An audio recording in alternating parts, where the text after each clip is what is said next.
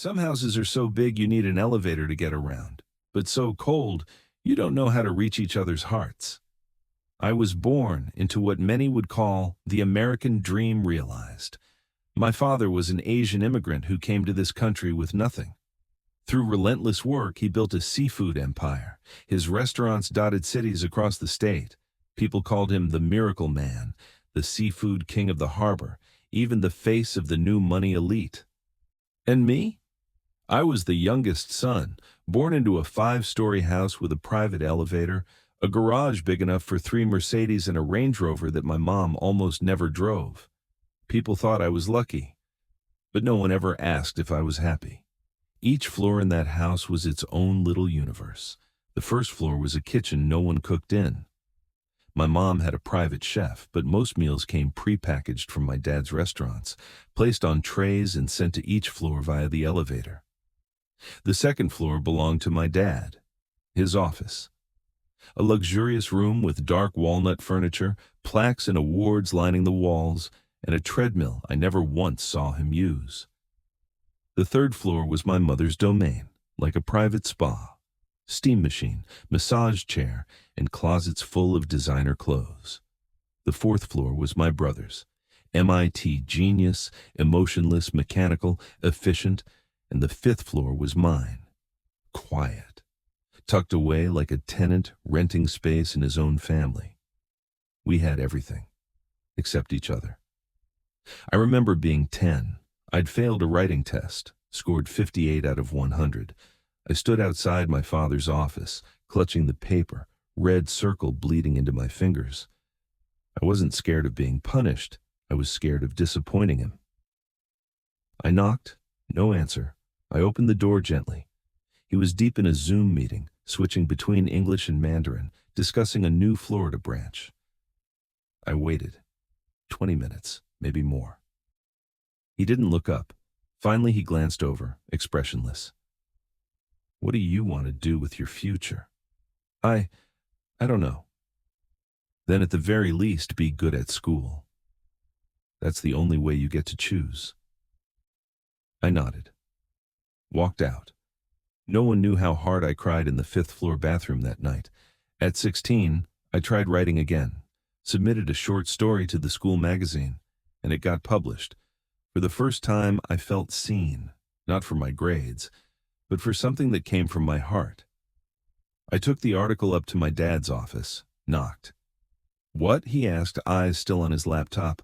"I got published in the school paper." I wrote a story. "A story?" He frowned. "Writing doesn't pay the bills. Focus on your SATs. Emotions make people weak." I stood there, frozen. The article slipped from my hands and landed on the thick wool rug. No one picked it up.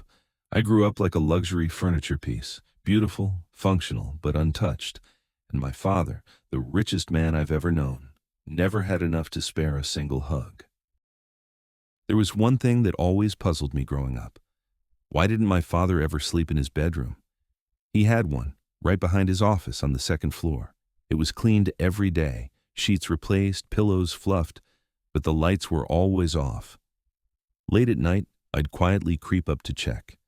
He was still at his desk, the glow of his monitor casting shadows on his tired face, like a statue that forgot how to sleep. I didn't learn the truth until I was 19. The first heart attack sent him to the ICU. It was raining that day, hard. I drove him to the hospital myself. My mother couldn't come. She had a spa appointment she couldn't cancel. That night, hooked up to IVs, barely conscious from medication, he whispered something to me. Quiet, almost guilty. "Second floor. There's a room you haven't seen. Behind the bookshelf." I thought he was delirious. But when I got home, I tried it. Pulled the bookshelf in his office, and sure enough, an entire section of the wall slid open. Inside, a small, dark, dusty room. No lights, no decorations, just an old crib and a faded photo, my father holding a laughing little boy in his arms. I froze. The child in the photo wasn't me, and it wasn't my brother either. My mother wasn't in the picture at all. Turns out, before marrying my mom, my dad had a son, a boy who died in a car crash at age 3 while my father was away. at his first business deal meeting. He never slept in that bedroom again. He worked through the nights, maybe to escape the memories or outrun the guilt. He built a kingdom, layer by layer, floor by floor. But the higher he climbed, the further he drifted from the man he used to be. I understood that now, but it didn't make it any less heartbreaking, because even with 2 new kids and a new life, he had never really come back to us. A week later, when he was discharged from the hospital, he went straight back to the desk. Same dim light, same typing sounds echoing into the dawn. I once stood in the elevator, my thumb hovering over the 2 button, but I couldn't press it. Because deep down, I didn't know if there was anything I could say that would make him slow down. Or if maybe he'd locked up his heart a long time ago. Some rooms stay closed for years, not because people forget, but because they are too scared to remember. And some fathers only know how to love by sacrificing, but forget how to love by simply being there.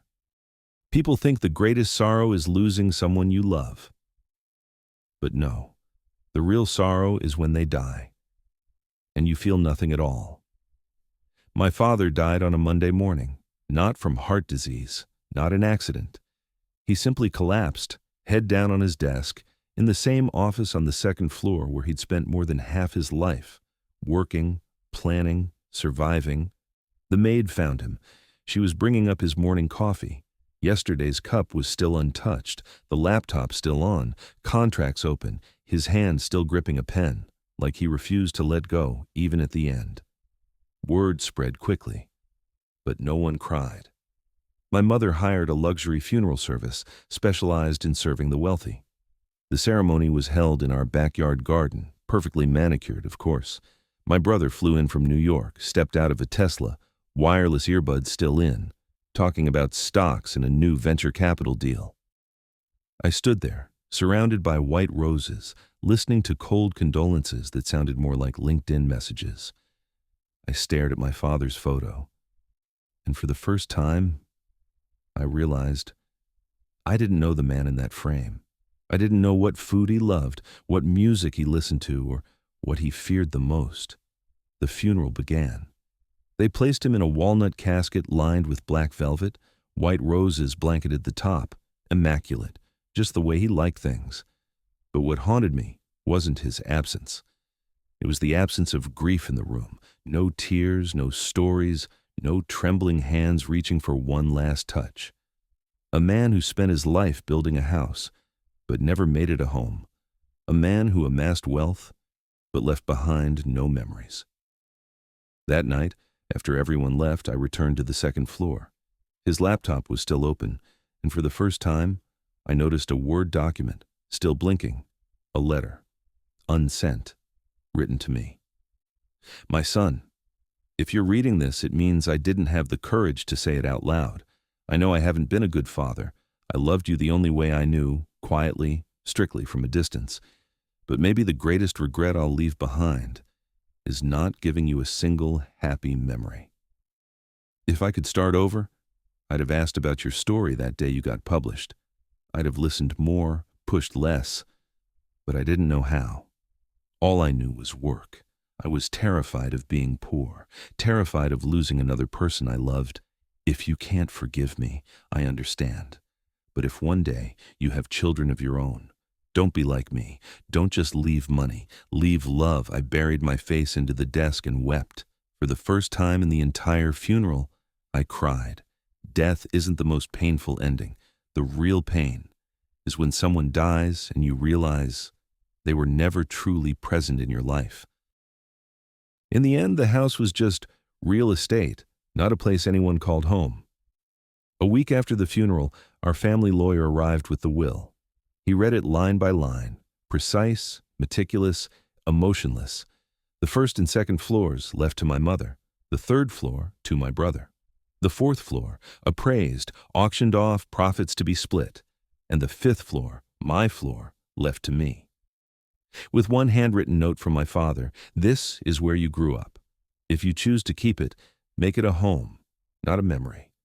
A few weeks later, my mother moved into a luxury condo downtown, closer to spas and brunch spots. My brother sold his share instantly, invested the cash in an AI startup. And me?